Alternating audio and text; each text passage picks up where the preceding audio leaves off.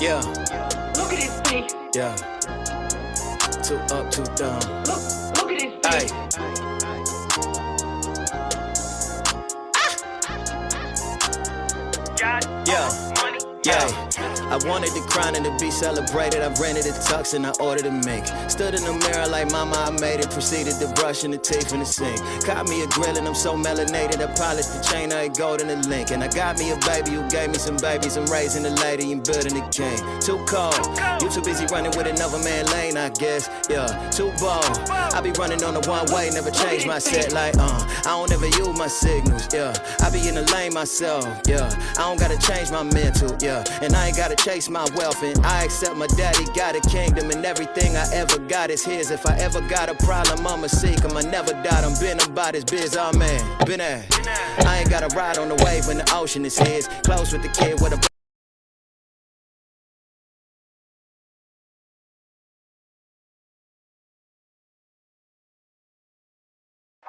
What's good, baby? It's your boy Dale. I'm back in the saddle again. Our motto is to buy, build. We already bought it already, so we already own it, free and clear. Refinance to long-term debt, cash flow. That is the motto. Cliff, man, is that a pretty strong motto, man? What do you think? Man, the model is strong. Like, you're getting each piece of the invest, right?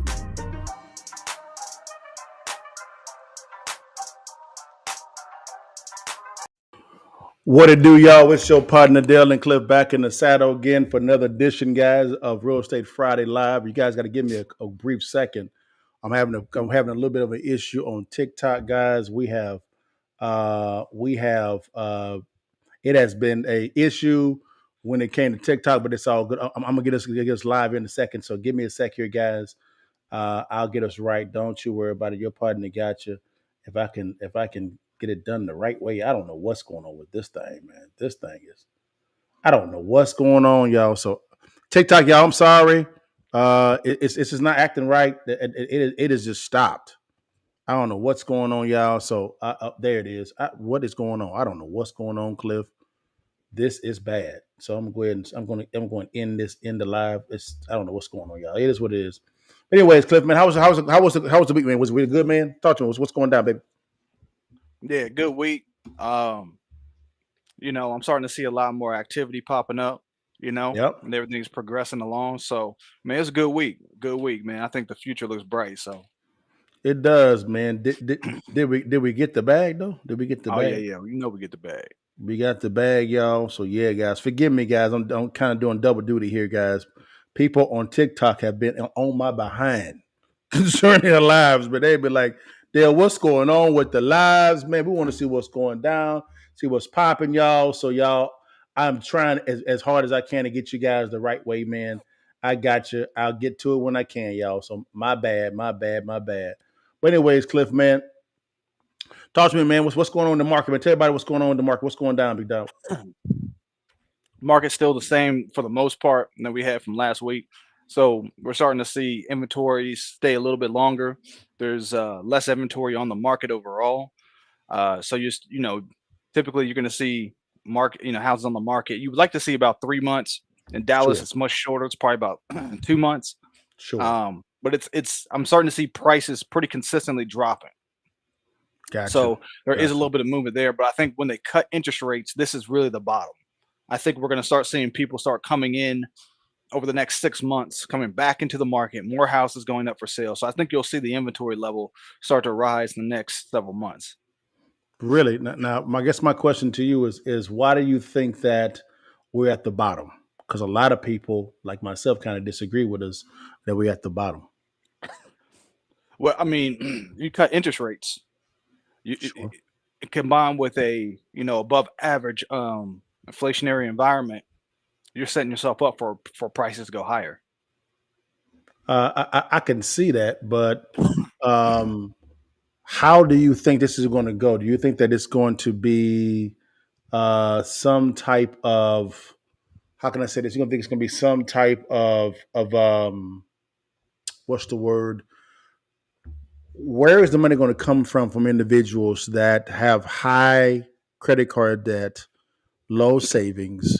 They have the inflation is outpacing their wages. They're working two or three jobs, right? Their 401k took a little bit of a hit as well, also, and their retirement as well. They're paying more in taxes. The cost of goods is up as well, also.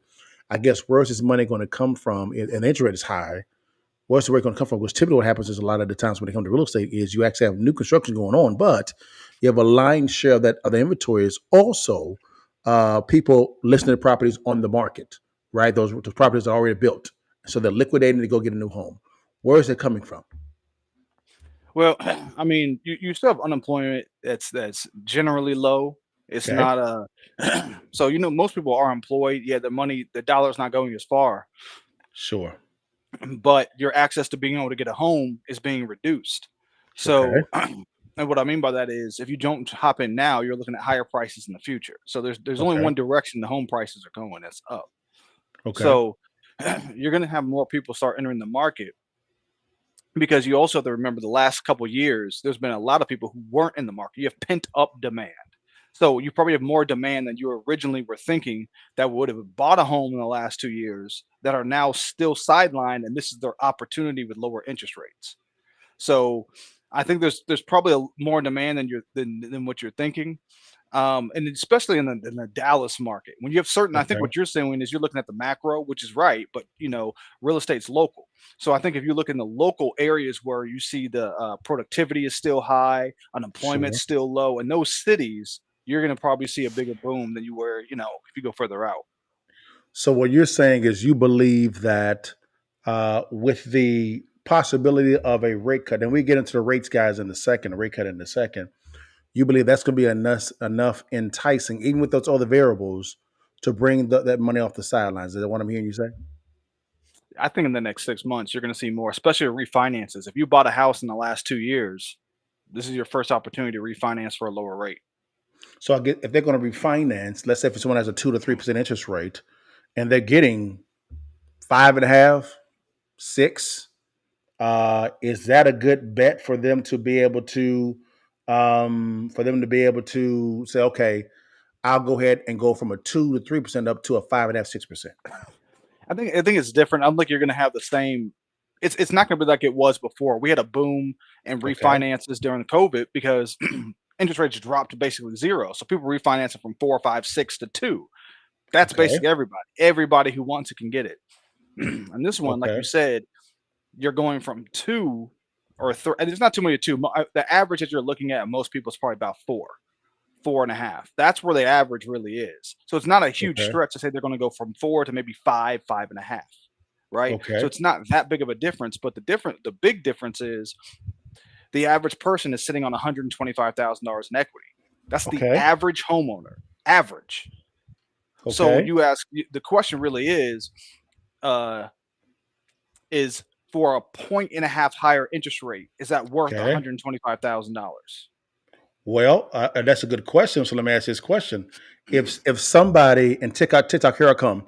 If somebody is struggling with making payments right now, working 2 or 3 jobs, their savings at all time low, their credit card is at all time high, right? They're paying more when it costs to goods and services when they go to the grocery store.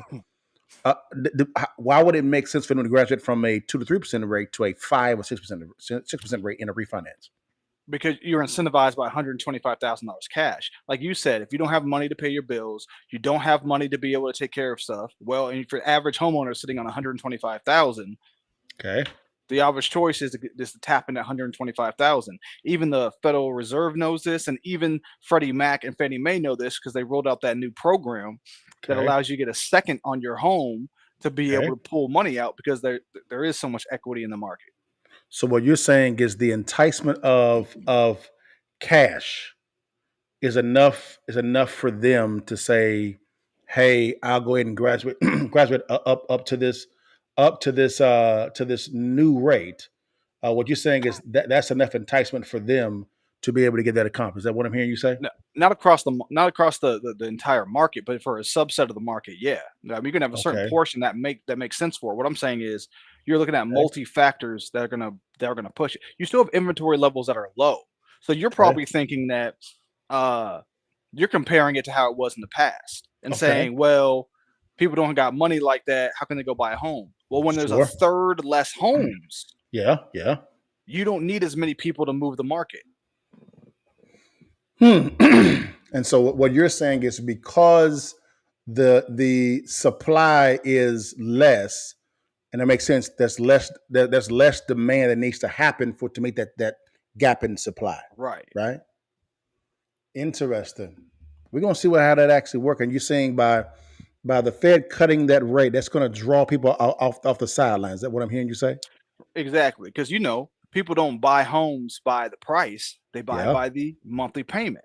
And so Correct. every time they cut a quarter, I don't forget what it is. It may be quarter, 0.5%, something like that, right? But Okay. you cut that. That's gonna. I think that shaves off like $400 to $500 every time they do it. Sure. Maybe it's closer to 350, something like that. But the point is, Sure. if they drop it a point, Okay. you could be saving as much as $1,000 a month. Okay. So maybe that house you really wanted wasn't available, but the house that's decent is available at a 5.5 interest rate.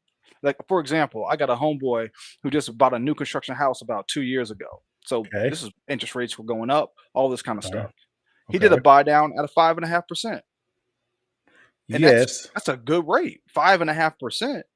So what you're saying is that since they're taking home more cash at the close potentially, what happens is they can use a lot of that to buy down the rate to where it's closer to where they were normally at. Correct. Exactly, and everybody knows that. I mean, you're starting to see when you go actually look and review mortgages, Okay. they're showing buy down rates. They are.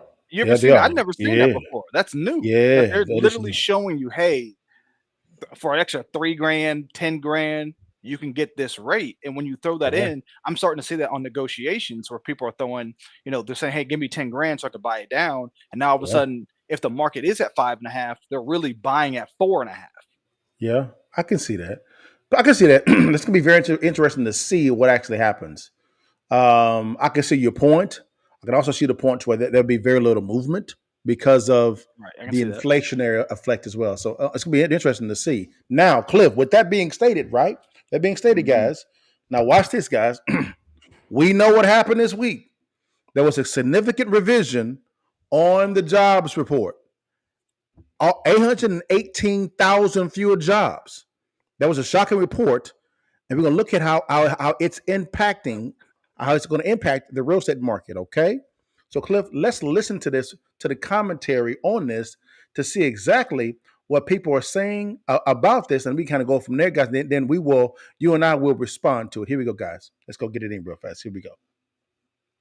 About 30 minutes ago, Edward Lawrence live in the Grand Tetons, Jackson, Wyoming, now has the revision number on the job claim of the past 12 months. And what is it, Edward? This is a huge revision down, 818,000 fewer jobs. This is basically the government's overstated the amount of people in the workforce. And even when you look under this, manufacturing was down 115,000 people. So this is a revision down, a significant revision down, the largest in 15 years that we've seen. And it basically says that the government has now overstated the amount of people who are working in this workforce. It shows weakness in the job markets over the past year that we didn't realize was there, but now we know is there. So again, 818,000 overall jobs down, manufacturing down 115,000 in this. And if you just wrote construction down 45,000. So these numbers are huge numbers in revisions down, Bill. We need perspective. You do the math, it's 68,000 per month. How significant is that? Right.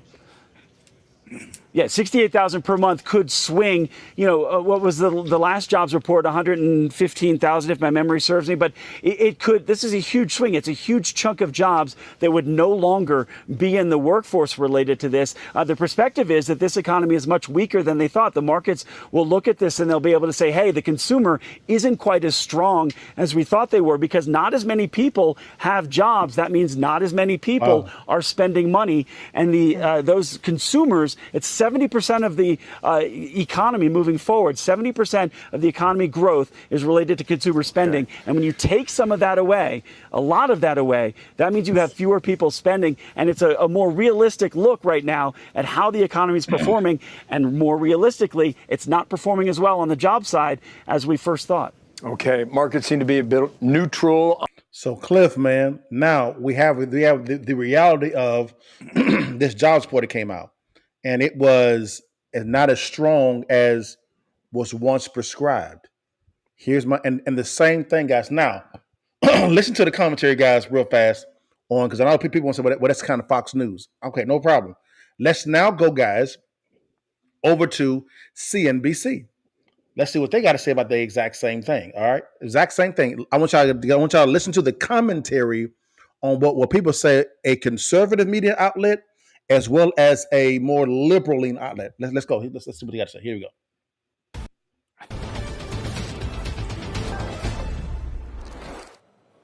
Let's bring in Steve Leisman on the phone from Jackson Hole with some reaction to those job revisions. Steve, market initially took it as fairly dovish. Historically, though, it is a pretty good big revision, right? Yeah, you got to go back to 2009 to find a bigger downward revision here.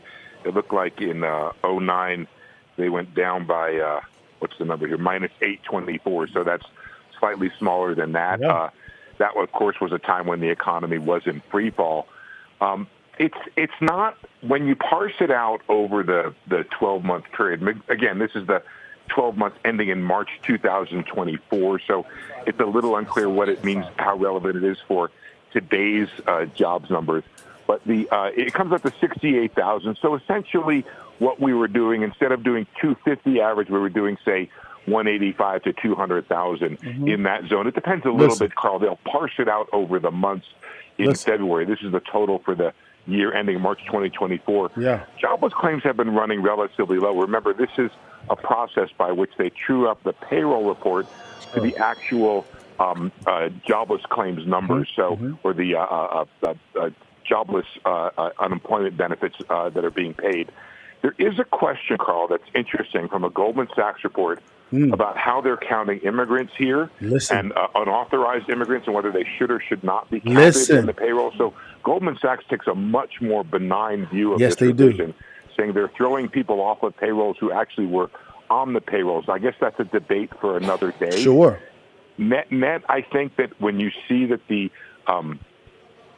payrolls have been revised down, they were slightly less hot than they were. It's somewhat dovish, but I'm not sure how much signal to take from this. It's a big number. I think it'll be played politically by both sides a little bit, certainly by the Republican side, suggesting there was more weakness in the jobs market. But still, you ran 200,000 or so over that time period. And you ask yourself the question, was the Fed too hot or was the Fed too tight during that time?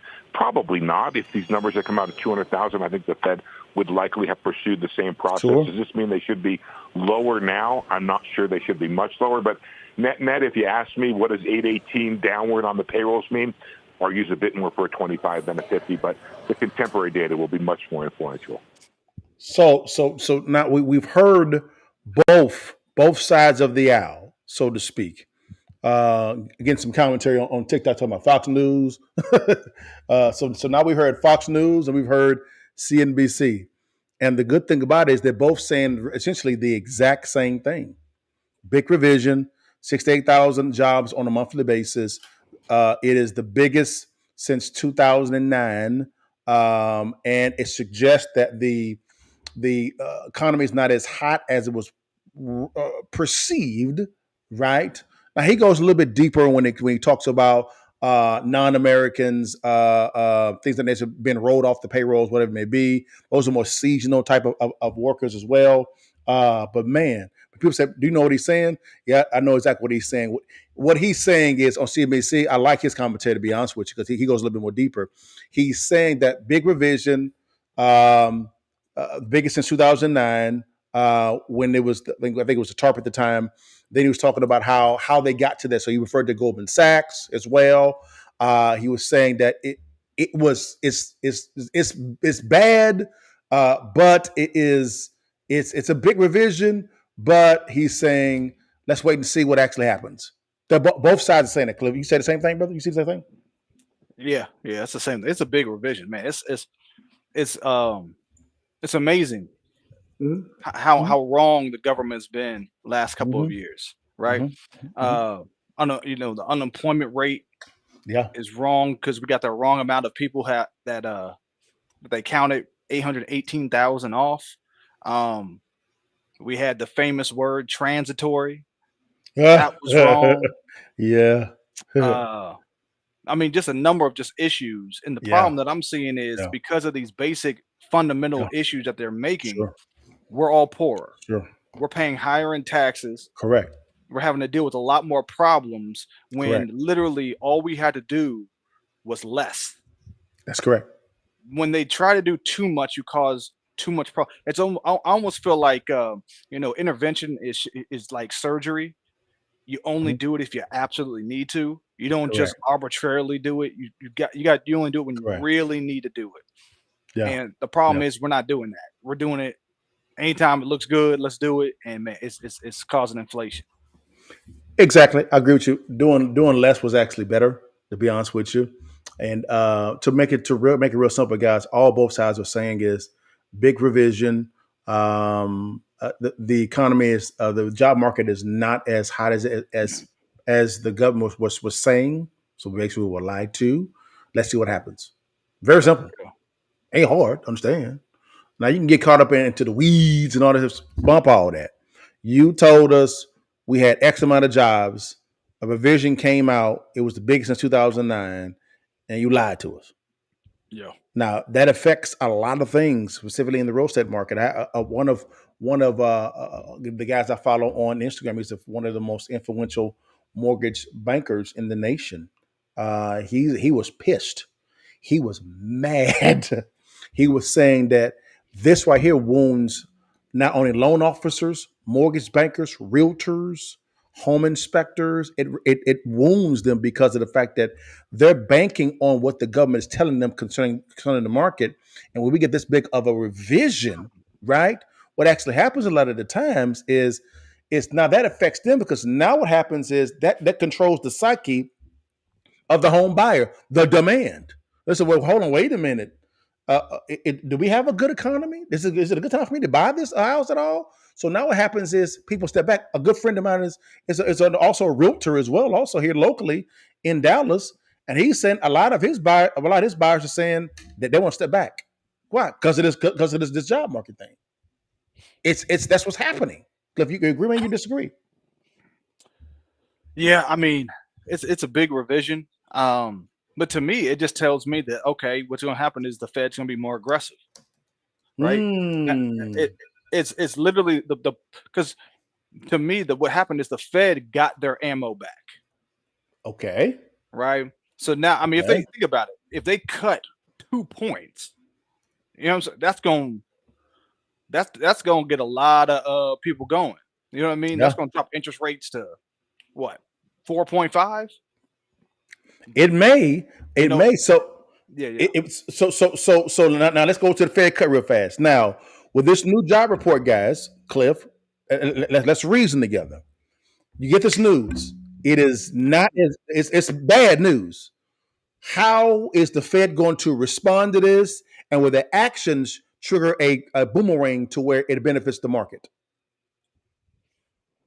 I mean, it'll probably equal itself out, right? Okay. Um, Okay.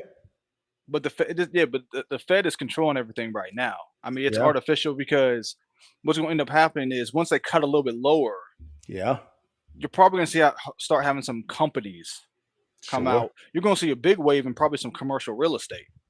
Oh, yes, you are. You're going to see them come Ooh. out and refinance immediately. They don't have a choice. They've But a been lot waiting of on this. but a lot of them can't refinance because of the fact that, this is more of the office buildings, some apartment complexes, I was actually asked to buy an apartment complex in Mississippi. That part that it was a class F. It's a class F. I Yeah. said, no, I'm out. No.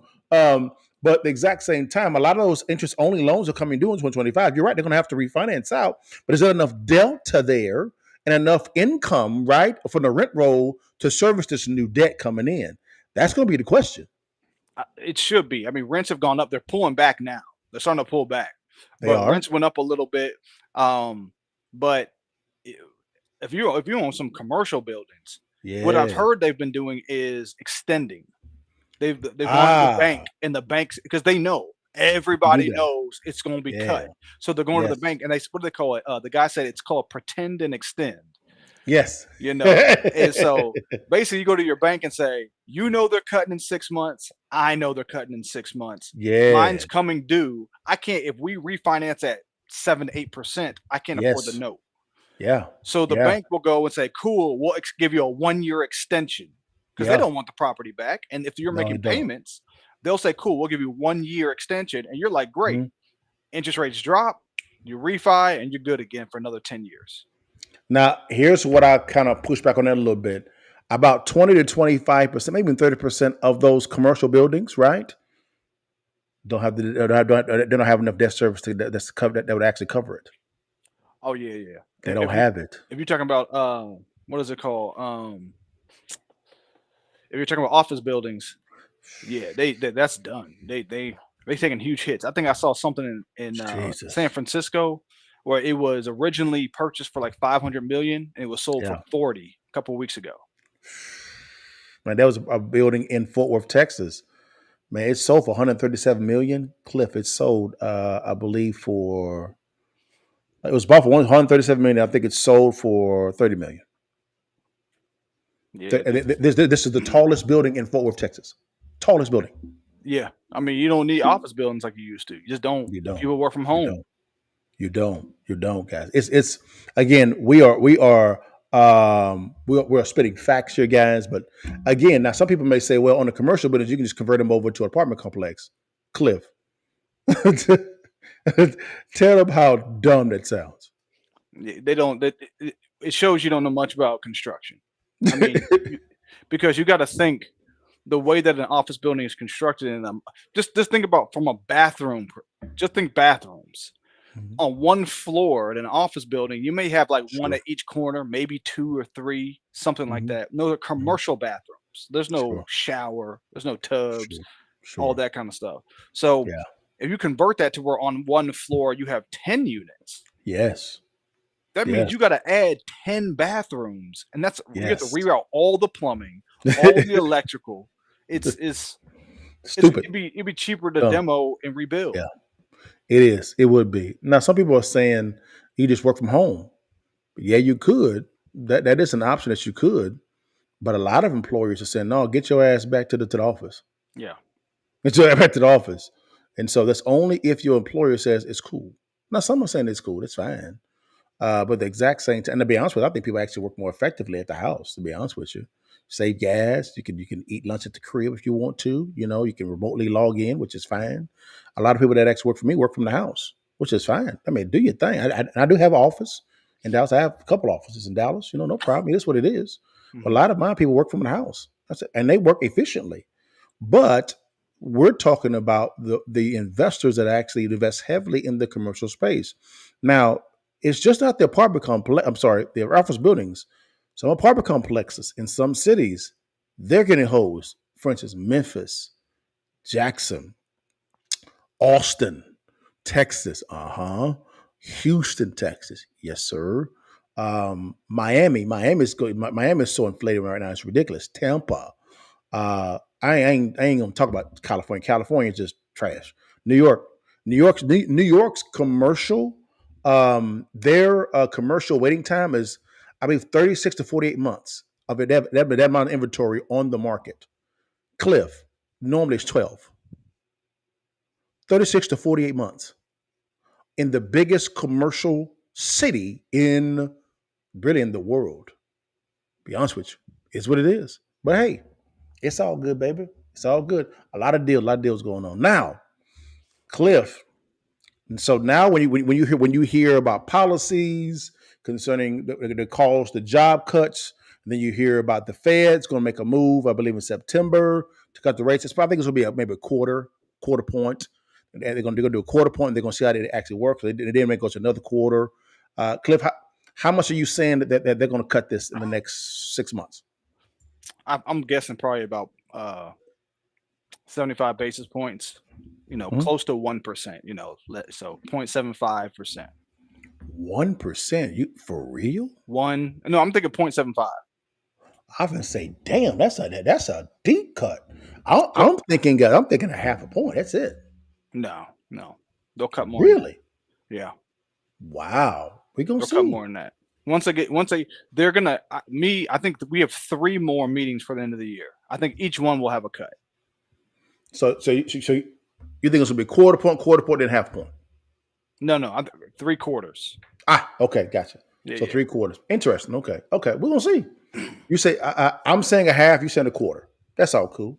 That makes some sense. Because to me, it makes sense. They pushed up so high to just Sure. bring it back 0.75 would be just enough to me to get the system moving a little bit. Because, like you said, then think about it. Because that brings right now we're at 6.5.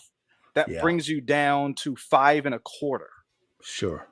right? And then if you do a buy down of maybe a point, So now you're now you're at 4.25. You see what I'm saying? So by next year, you could have a buy down rates of 4.25. We back to normal. So they are banking on people being able to shoulder a higher payment because they have equity in their homes or apartment complex. Apartment complexes makes sense. That makes sense. But homes to where they can buy down that rate, right, without hitting their pocket too much, and be okay with their new payment, even though we're in an inflationary happy economy. Yeah, I think it's going to be regional, right? Some areas it's going to be like that. Some areas it's going to be, but where you have where the city has low unemployment, yeah, you're going to see them areas boom. And I think you're going to see, like in Dallas, I think you'll probably see 5% appreciation across the board the next 2 years. That makes about sense. There'll be a correction in the next 3 to 5 years. It's gonna be a serious correction. You're gonna see a huge correction in the commercial space, in the office building, warehousing, and apartment complex space. That's gonna be the first correction, which is going to affect the residential as well, also. And depending on who actually wins this election, you're gonna see either a market explosion or a market contraction. Either way it goes. Yeah, I think you're going to see an explosion. I think what's happening, you're seeing it in the stock market, right? So y'all probably saw that big pullback, right? Yeah. With the market sell off. I bought. I bought all the way down because I knew that it's going to bounce back. So I bought, Sure. And so Sure. basically, there's in the last several years, we've printed like $7 trillion, right? Yeah, it's a lot. So we've had inflation. That money's not gone. I think there was some kind of comment that there's almost $1 trillion sitting on the sideline, and know where the money's sitting, Dale? Where? In bonds. Yes, sir. Because I a told lot you. of very wealthy people bought when the interest rates went up. They're like, wait a second, I can get 5-6%. Some of them I told get you. 6%. They put, if you're rich, you have 100 million. You're like, I'm not Yes. even going to invest it in the stock market, or I'm going to invest less. I'm going to take Yeah. 90% of my and Put buy it in bonds. 6% guaranteed. Yes. That's a guaranteed 6 million. Boom, done. There's $1 trillion sitting there because they were getting high interest this past year. That money's going to come off the sideline back into the stock market, and you're going to see the stock market rally. Well, that's because the Fed expanded the balance sheet by originating securities, T-bills, or bonds, taking it over to the Secretary of the Treasury, then writing a check for it, right? And then the Fed buying that back. That they are expanding their balance sheet, which is unhealthy for the market. That's very unhealthy, which is what causes the inflation. Then you have investors, right? Like you said, $100 million doing that as well, buying those bonds back at a higher yield, right? Because the Fed has to pay a higher interest rate. They have to, which is creating a bubble, a big old bubble. And there's going to be a pop. And that pop is going to be catastrophic. But here's the thing, Dale. You know this. Like I agree. We've been in a bubble since 2008. When we printed all that money, you could see it in the stock market because the stock market is going to follow inflation. So you can see it. Every time you see the stock market rally, we're still in inflation. We're not at 3%, Dale. You know this. They changed from 2 years of measuring inflation to 1 year.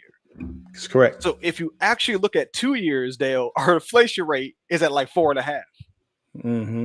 Yeah. Not 2. Oh, I'm sorry. My bad. I think it's 3. It's 3.5 to 4. So we're at 3.5 to 4 really interest rate. That's where we're really at. They're claiming 2.6, 2.7. No. Lying. Well, really, if you look at it cumulative over the last 4 years, we had 20.5 or 20.6% inflation. Right. Cumulative. Exactly. So my point being is we're actually in high inflation. They're lying about the same way they did the numbers. Correct. Right? Correct. So what's that Correct. mean? It means that because we're actually in higher inflationary times, plus Correct. we're cutting in high inflationary times, which Correct. means the stock market is going to rally. That's why you see it today. I think I'm following it. It's let's see. I think just this week, we're up almost 2% in a week. Makes sense. Okay. Makes sense. In the past 6 months, 10%. Year to date, Dale. Year to date, the stock market is up 20%. We're gonna see, man. That's inflation. It is all inflation. That's all inflation. That's all inflation, guys. Again, guys, this is a very, as Cliff said, it is a very interesting time. It's unprecedented time, really is. I think it's the best time to buy hard assets. Boy, now, guys, I agree. It's the best time. I think it's the best time in the history of mankind to buy real estate because you're going to buy so many deals. Now, guys, let's go to policy now. Cliff, you heard about this, man? Tax on unrealized gains breakdown. There is a pitch right now, really from Kamala Harris, about taxing unrealized gains. Now, this originated within the current Biden administration. Kamala Harris has said that she wants to actually shake hands and extend that and raise it up to I think to 25%. 25%. So she wants to tax unrealized gains. People say, Dale, what's unrealized gains? I'm actually glad you asked. A good friend of mine, Pace Morby. Pace Morby is probably one of the most wisest real estate investors, I believe, on the market. He's going to break down what this means. Now, I have one for Grant Cardone as well, guys, but I think Pace does a better job at breaking it down. Here we go. Let's see what he has to say. Here we go. Kamala Harris is absolutely crazy. This is not a political video, but I want to go through how she is screwing with my legacy and my company and how it actually means something for real estate investors, people that are trading and making money by having their money work for them. I just went through, watched about 6 different videos. And no, I didn't just watch Fox News because Fox News is always going to be biased about business people. But what I wanted to do is share my opinion, obviously, but I wanted to break it down mathematically so that you can understand how this actually messes with investors like me. So her proposed tax bill will take 25% of unrealized taxes or unrealized capital gains out of a property that I haven't even sold yet. So think about this. I bought 5 houses right here: Sterling, Maddox, Sonnet, 87th Street, and Whispering Grove. All 5 properties that I'm currently selling right now that I bought 4 to 5 years ago. They've all gone up in value: 400,000, 200,000, 300,000, 200,000, 300,000, totaling $1.4 million in equity growth over those 4 to 5 years. That's the game of real estate, right? People say, I want cash flow. And cash flow is great, helps pay the daily bills for the jobs that I create. By the way, I have 600 employees. So I'm not somebody that's just going out there and hogging up all the real estate, as most people, maybe these tyrants will say, is like, oh, you're hogging all the real estate. Guys, I'm providing more jobs than you could ever even fathom in your life. Am I by any means a top 500 company in the world? No, but I'm doing my part to provide jobs. Correct. And this is how I provide my jobs, is the cash flow from this real estate provides jobs to people in my companies. How I make money is I wait for these properties to appreciate. Now, for those of you guys that don't know me, my name is Pace Morby, and I wrote a Wall Street Journal best-selling book, actually, #1 on the Wall Street Journal list last summer, Wealth Without Cash. And what it talks about is how I buy these types of properties by taking over people's mortgages or by getting seller finance from these sellers. I have so many videos on how I do this on the channel. That's not what we're going to talk about today. But I bought these properties 4 or 5 years ago. My portfolio is about 300 single-family homes. A lot of homes. And about 1,500 multifamily not properties, but 1,500 multifamily doors, totaling about $500 million in real estate. And I probably have about $380 to $420 million in debt. I don't know the exact number. I'd have to ask somebody on my team. So we're going out there and we're putting ourselves at risk, and we are providing rentals and affordable housing to people here. Most of what I'm doing on these properties is co-living. Okay, Yeah. co-living means I'm renting by the room, and my average tenant is paying $875 per month. That's including utilities, including internet, and including their place to stay. Woo! So wait a minute, he's doing co-living? Oh, yeah, I'm telling you. Damn. You can make. I'm seeing on average around 700 to 750 a house net. So it's like what he's doing. He's kind of copying the model of dorms. How Correct. dorms, good God, how they charge per bed, heads and Yep. beds. Yep. I've Son of a appraised a bitch. house that had 12 units, and each one had it built out. Yeah. And they charge by the week. Hey, by the week? Yeah. So he's getting his checks weekly. Whoa! This is the first time I've heard about this model. No. I remember I brought it up to you a while back, but it's it's a new concept. Mark Cuban is behind one of the biggest companies that Pace is working with as well, but one of the biggest companies that's starting to do this, where basically you're renting by the room. Son of a dog.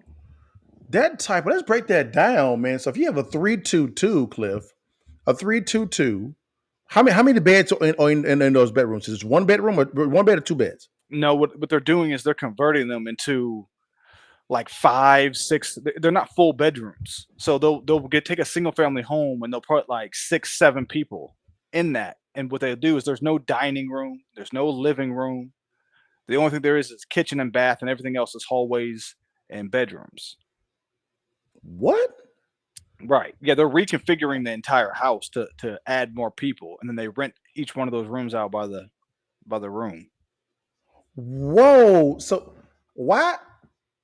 I mean, why would people want to have a 322 and really you divide each room into two, right? So what I'm hearing? You can't, yeah, but you take other rooms, but yeah, you basically try to add The some dining more. room. Right. The dining room. So you take the dining room, make Right. that a room, living room, make that a room, Right. right? And then you just have a shower and a kitchen. That's it. Right. So essentially, you have a 5-bedroom, 2-bathroom house, Something like that. Right. and people are cool with living like that in those close quarters. Oh, they rent out all the time. What the? Who's renting this stuff out? Is this like college students? Yeah, I mean, so what I've seen is it's a lot of people. Well, you think about it. What I've seen is a lot of people who are trying to either save money, where they can live there for 3 months or 4 months, right, and pay because it's all inclusive. So the electricity, when they pay by the week, it includes Yeah. electricity, includes water. It's already basically furnished. Your room is furnished. So you just got to come in with your bags and your clothes, and you're done. You can move right in. It has everything you need ready to go. And people are well, they're liking it because of the fact that it's you're paying less. So you're paying $750 a week. No. I'm saying that would be the net. What I'm seeing mostly is it's around close to $100 to $200 a week. Okay.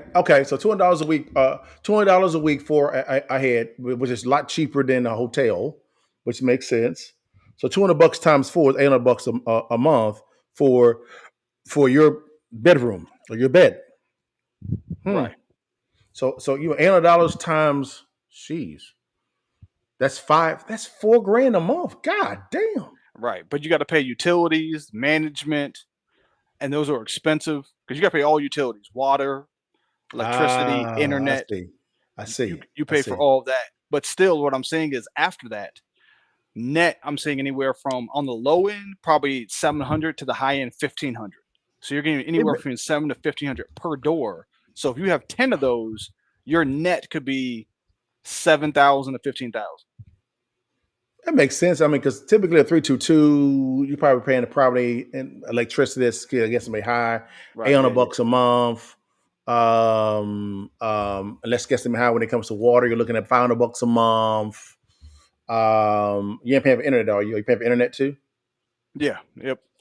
Internet. all Okay, inclusive. all inclusive. So you're looking at probably an additional 800, 500, and then 200. You're looking at what, $1,700 a month. You're collecting $800 a month per head. That's 5 is 4,000. You still making about $2,600 a month net. Well, you got management too, stack for management and mortgage and the mortgage. Yeah, you probably netting around about $800 a month. Right. Yep. Which ain't bad. That's not bad at all. No. Especially I've seen there's one guy that I'd seen him, and I think right now he has about 15 of them. Mm-hmm. But just do the math. 800 a door times 15. That's crazy cash flow.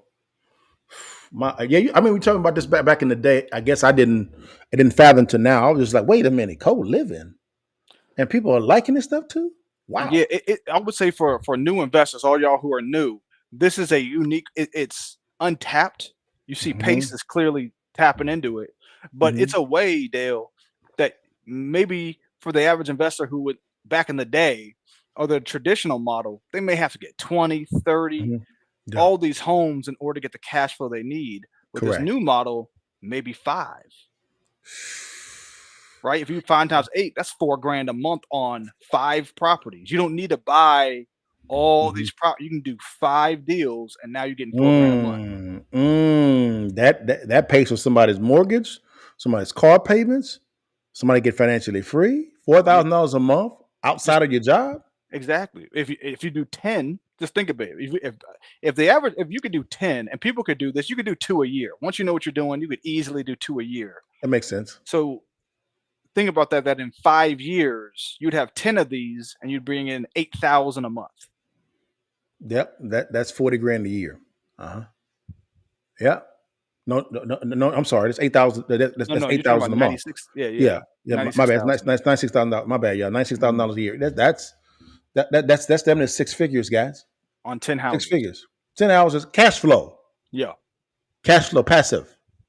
Cash flow. Right. Every month you're getting $8,000. $8,000. But let's keep going, guys. It's good news. It's good, guys. We're talking about taxes on unrealized gain. Let's keep going. We're almost done. To stay, including a cleaner come in once a week, and including landscape being done on the property as well, all for $875 a month. I am providing affordable housing. So before the people that say stuff down in the comments like, "Oh, you're just a, freaking greedy SOB," guys, this is my business model: is providing affordable housing and helping people get off the streets, or helping people have half the rent costs that they would normally pay. Correct. So here's my game plan. I buy these properties without cash, without credit, without credentials, but I had to learn something. I had to go through and put myself at risk. I had to go through turmoil and strife and all sorts of problems in order to get to a point where now these properties, over 4 to 5 years, I can sell them, and then I can do a 1031 exchange. Yeah. Or a lazy 1031 exchange. Yeah. Videos on my YouTube channel about how I do that. But I've got $1.4 million sitting here. Correct. What Kamala Harris is suggesting is that she would have charged me 25% of my gain every year. Jesus. Okay, so that means over 4 to 5 years, I would have written a check 4 times here, 4 times here, 4 times here, 4 times here, and 4 times here. For every dollar that property went up in value that year, I would have to pay 25 cents every year, whether I had the cash or I didn't have the cash. So think about that. In order for me to be in this situation, let's say that I've got a tax bill on these 4 properties because Kamala Harris wants me to write a check of 25% of the gain of that year, whether it's 2020, 2021. Think about during COVID. Properties went up like crazy, 2020, 2021, and 2022. It went up like crazy. I would have been just shelling out tax bills on unrealized gains, which means I haven't even sold the property yet, and you're trying to take 25% of my money? And that's before I even get the money. So I have to go and find the money somewhere else to pay the bill on a property that has no realized gain. I have actually not made any gain yet. That is what she's proposing. This is absolutely crazy. And I think it's one of two things. It's either she's doing it to get the attention of all the Democrats that are like, I hate Republicans because they're just greedy. And guys, honestly, Democrats, you just don't understand us. And Republicans, you just don't understand the Democrats. There's more of a middle ground that needs to be done there. If you would just admit that we provide jobs and we actually put cash into the marketplace, we'd be a lot better off. And if we understood that, yes, more people need more opportunity, then yes, we'd be a lot better off. Totally get that. This is not a dividing conversation, but you need to understand that who you're voting for will dismantle the entire country. Real estate investors who are providing literally millions of jobs across the country will just stop doing real estate because I would have had to have sold Sonnet to get my gain to then pay my bill. And then the next year I would have had to sell Maddox to get my money to then pay the gain on these properties. And I probably, by my calculation, I did the number this morning, I would have walked away with about $400,000 because my ability to compound my gain over those 4 or 5 years would have been so diminished that I would have lost $1 million to the federal government before I even sold the properties. Wow. And so I would have sold this 3 years earlier before it was ripe and ready to go, right? We're just, as real estate investors, I plant a seed, I wait for it to produce fruit. You're taxing me on a fruit tree that has not produced any fruit yet. Think about that. Kamala Harris is taxing you on fruit that you have not even produced yet. You're out there, you plant the seed, you water, you wait for it to germinate, you're pruning the trees, it's 4 years into the making, and you're sitting there going, I can't wait until I get my harvest. She's taxing you before your harvest is even there. So what I'm having to do is going to my neighbor and saying, hey, neighbor, can I borrow money from your harvest to pay money on a harvest that has not even happened for me yet? Wow, that is what Kamala Harris is proposing. It's absolutely crazy. And before you say it's not going to happen, they've already done it in Canada. Canada has already passed this law, which is why so many Canadians are investing in real estate in America. People will vote with their money, even if they don't vote at the ballot.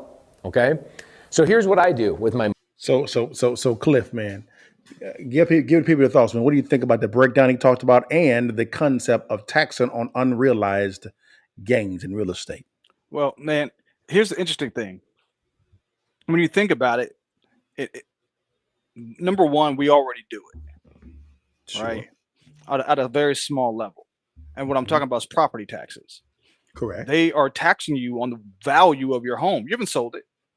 Correct. But they're taxing you on it. That's unrealized. If the value of your home goes up, your property taxes go up. That's unrealized tax.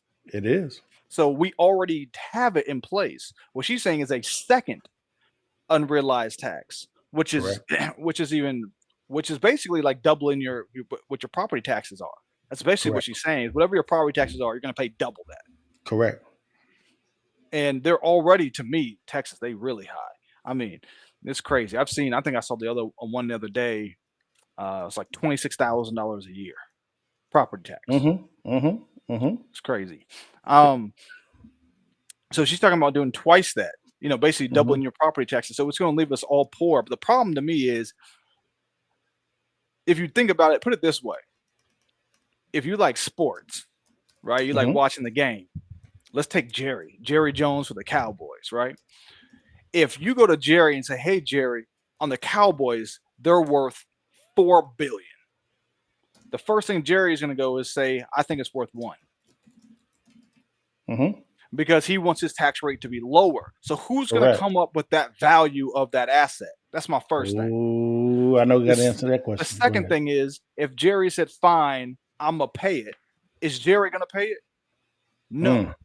Jerry he's a smart businessman. He's going to go, okay, you're going to tax me 25% on unrealized. Okay, I'm going to go to ABC, NBC, and renegotiate their contracts. I'm going to cause ticket prices to go up X%. And then I'm going to tell everybody the seats will cost 25% more every year because I have to be able to be reinvest. I have to be reimbursed for the taxes that I'm paying. Correct. So as you can see, the ticket prices for the games you want to go to will go up. Sure. Watching the game will cost the people more money, which will cost more money from the management. You see what I'm saying? It causes everything to go up in price. It does. So you're talking about now inflation, which makes sense. Cliff is 100% correct. I love that Pace broke down how that would de-incentivize investors to provide affordable housing for the local communities, right? And that's going to open up the doors for the main corporations, the BlackRocks, the Vanguards, the State Streets, my fund as well. Also, we would just step right in because of the fact that we have the techniques and the strategies and the accounting team in place to counter move this tax of unrealized gains. We call that the real estate investing counter move, right? If this is implemented, this will destroy a lot of people's wealth because a lot of their wealth is tied in their home. But this is just not on real estate. It's on stocks, bonds, But cars. Dale, Yeah, just think about this. If you're yeah, taxing unrealized gains and yeah. the stock market goes up 10%, let's say, Correct. you're taxing the entire stock market. Yes, keep going. Think Mhm. think about that. You're going to tax the entire stock market That's correct. every year, and That's then correct. what happens if the stock market goes down one year? Ah, you don't You get that. get reimbursed? No, no, not at all. No, sir. No, sir. Nope. You do not get reimbursed at all. Nope. This doesn't even make Nope. it makes no economic sense. It No, it does doesn't not. work. You're going to cause a lot of problems. You I, are. I think it's because they want the government to provide benefits, which is fine. Sure. You can have that all you want. My Mhm. big thing is the government can provide benefits. It can. It can. And this is what I always suggest, write 10 things you think the government should be doing. Correct. Schools, Correct. education, healthcare, Sure. write them all down. And Mhm. when you're Mhm. done, pick 3. Correct. That's all we can Correct. afford. You can't do 10 things or else you start trying to raise more taxes to pay for more Correct. things that we can't afford. Correct. And Cliff, guess who actually decides what the value of said asset is? No, the It's not. IRS. It's not a licensed appraiser. It is a state attorney. Uh-oh. Right. Yeah. It's an attorney. And watch this now. In California, they're trying to push this in California. Because let's just say, for instance, you in California and you said that your house or your asset is worth $1 million, hypothetically. And you get a license, you get an appraiser like yourself, Cliff, to be able to get an appraisal done. It says it's $1 million. The attorney can come in and say, Cliff, you lied, you committed fraud. Assets worth $800,000. Now you must pay. Now you must pay taxes and pay a fine. That is what's coming. Yes, that's in this. That's in this policy, right? Again, this originated currently on the Biden-Harris administration through the Secretary of Treasury, Janet Yellen. She went in front of the House, the Senate Finance Committee, and spoke about wanting to do this.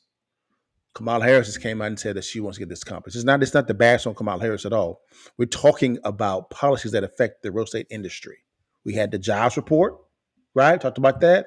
And now we're talking about taxes as well. Also, that's involved. Most investors do not plan for taxes in their strategy. They don't plan for it at all because they're so focused on the gross, not the net, the gross profit. That they don't that and this is really in the flipping game, right? Because you're paying capital gains on flipping homes. Most individuals don't factor in Uncle Sam said, give me my cut because they made $50,000 on the flip. Trash. No, Yeah, I man. got you. Yeah, man. Yeah, man. But Yeah, it's just a guys, bad man, idea. bad idea. Again, guys, the counter move to this, guys, is being able to. This is why I said the counter move to this, guys, is being able to learn how to use debt as debt. Learn how to leverage debt the right way so that you decrease your tax liability because debt cannot be taxed. So that means if this is passed, doing first and seconds, right? So that you actually have that debt in place, so the government can't get it using life insurance policies. That's another one as well. Also, yeah, Cliff, man, you want to say anything, man, before we end, big dog? Nah, man, you already know. You always one deal away, and you just need to get some education involved so you have an understanding what you're doing. But I mean, it could change your trajectory, just understanding even how to do one house a year. Because once you figure out how to do that, it's game over. You can start doing 2 houses, 3 houses, or whatever you want to do. An apartment complex. You only have to do one of those a year, or every 3 years. Once you understand the fundamentals, man, you can start doing what you want to do. Exactly, guys. That's why we actually have what we call the Cash Flow Club. It is a a community you can actually join, guys, which is very easy to do for you to begin to get educated on how to invest in real estate. Our philosophy is that we can teach you how to locate a distressed property deal, right? Vet the right, underwrite the deal, make sure it's the right deal, right? Structure it the right way with the right wise counsel. If it makes sense, we will fund the deal I'll fund the deal for you. I'll fund it for you, and we can profit split. All through teaching you how to locate, vet, and close a deal. We want to take excuses out of the place. So you can send on this QR code, or if you're in the description section, click on the link below, guys. Also, guys, real quickly here, we actually have the honor of actually having a licensed appraiser on the screen. That's Cliff Hunter. He's a licensed appraiser. He can appraise in Texas, commercial, and also nationwide. We're nationwide, to be honest with you, but it's commercial as well as land, as well as extended residences, guys. Cliff, how often does investors talk to a licensed appraiser about a transaction?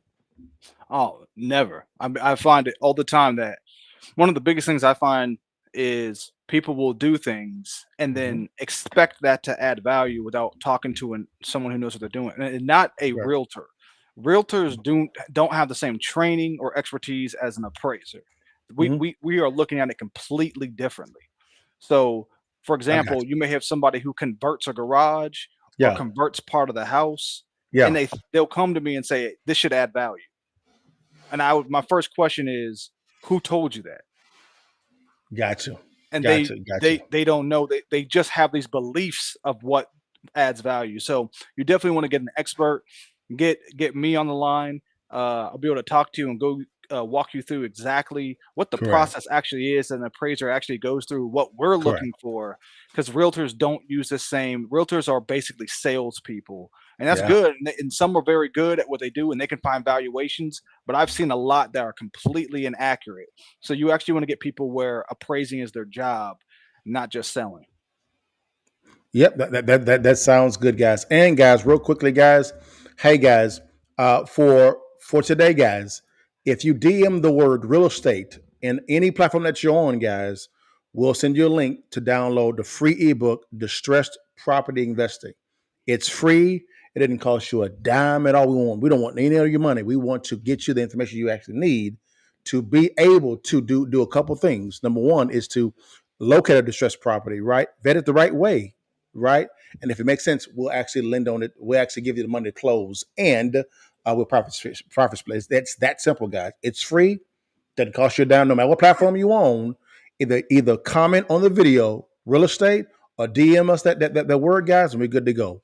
Well, guys, man, thank you so much for your time. God bless you. You know how we end it every single time before you leave. And while you can, you see that thing, baby, take that damn picture and give it to your mama and them, guys. Thanks for your time. How's your partner? See you guys next week, guys. Peace.